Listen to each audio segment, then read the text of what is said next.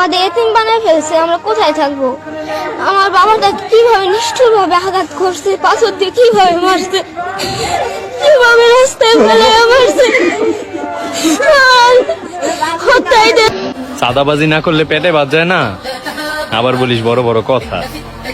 ক্ষমতায় না আসতে এই অবস্থা, ক্ষমতায় গেলে কি করবি তোরা? শুধুমাত্র একটু অপেক্ষা কর, আগের জন গেছে যেই পথে, ইনশাল্লাহ আপনারাও যাবেন সেই পথে।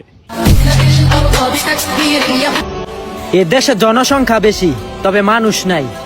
এ দেশের মানুষ পাথর মাথায় নেয় মাথায় বাড়ি দেওয়ার জন্য। চাঁদা চাইলেই দিয়ে দিন ভাই, ছেলে মেয়ে এতিম করার কোনো দরকার নেই, কারণ এটা বাংলাদেশ, এখানে চাঁদা না দিলেই মরতে হবে। বাংলাদেশ আইয়ামে জাহিলিয়াতের যুগে আপনাকে স্বাগতম। আপনি যদি ভাবি থাকেন যে 2025 সাল মানে আধুনিক যুগে আপনি বসবাস করতেছেন, তাহলে ভুল। আপনি বাংলাদেশে আইয়ামে জাহিলিয়াতের যুগে বসবাস করতেছেন। এইটা এমন একটা দেশ যে জায়গায় চাঁদা না দিলে আপনাদের দিনে দুপুরে মানুষের সামনে পাথর ছুরি মারি, তারপর আপনার উপরে উঠি বনু উল্লাস করি। এই ভিডিওটা যারা নিশ্চয়ই দেখছেন তাদের নিশ্চয়ই ভিতরটা কাঁপিয়ে উঠছে যে একটা মানুষ শুধুমাত্র চাঁদা না দেওয়ার কারণে তাকে এইভাবে দিনে দুপুরে জনসম্মুখে পাথর মারি হত্যা করি, তারপরে তার উপরে উঠি বনে উল্লাস করতেছে। তাদের চেহারাগুলো নিশ্চয়ই স্পষ্টভাবে দেখা যেতেছে।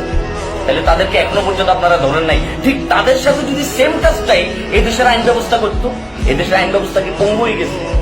এদেশের আইন ব্যবস্থার কি কোনো কার্যকারিতা নাই? এই দেশের আইন ব্যবস্থার কি আইনের কি কোনো প্রয়োগ নাই? বিচার ব্যবস্থা কি একদম নাই হয়ে গেছে? বিচার ব্যবস্থা কি ক্রেচে ভর দিয়ে কিংবা স্ট্রেচারে করে তারপরে হসপিটালে যাচ্ছে? কোথায় দেশের আইন ব্যবস্থা, বিচার ব্যবস্থা? আবারও চলে এসেছে জুলাই, নেমে এসেছে আইএমএ জাহিলিয়ার যুগ। কিভাবে মানুষ মানুষকে মেরে করে উল্লাস, পায় মনের সুখ।